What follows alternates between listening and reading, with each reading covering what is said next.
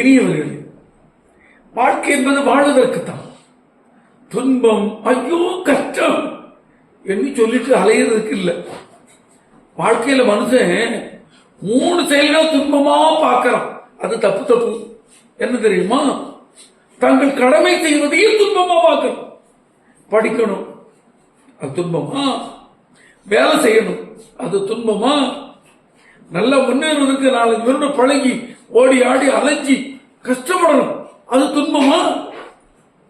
சின்ன புள்ள மாதிரி சோறு சாப்பிட மாட்டேன், எனக்கு ஊட்டி விடு என்று குழந்தை தானாக எதுவும் கனிய கஷ்டப்படணும், படிக்கணும், நல்ல முயற்சி எடுக்கணும், இது துன்பம் இல்லை. வாழ்க்கையில் வளர்ச்சி என்ன துன்பப்பட்டு இருக்கேப்பா என்று சொன்னார் தவறு. 2வது வகை துன்பம் நினைக்கிறது தெரியுமா? நானா வருவிக்கிற துன்பம். ஒரு சாலை போட்டுறது, ஒருத்தரை பத்தி கெடுத்து பேசுறது, 4 பேர் கூட்டி கிடத்துல தப்பு தப்பா சொல்லி விடுறது, சோம்பேறித்தனமா தூங்கி கிடக்கிறது, ஊர் வம்பு வளர்க்கிறது, கண்டதை தின்னு உடம்பு பெருசாக்கிறது, எக்ஸசைஸ் எல்லாம் போடாம உடம்பு வலியை உண்டாக்குறது, இல்ல தண்ணி அடிச்சுட்டு மோசமா இருக்குது, ஐயோ இந்த நோய் வந்துட்டு, ஐயோ இவ்வளவு பிரச்சனை வந்துட்டு, இது நீனா வரவிச்ச துன்பம். இந்த துன்பத்திலிருந்து விலகணும்னா நீ திருந்தணும். 3வது துன்பம் என்ன தெரியுமா? இதான் உண்மையான துன்பம்.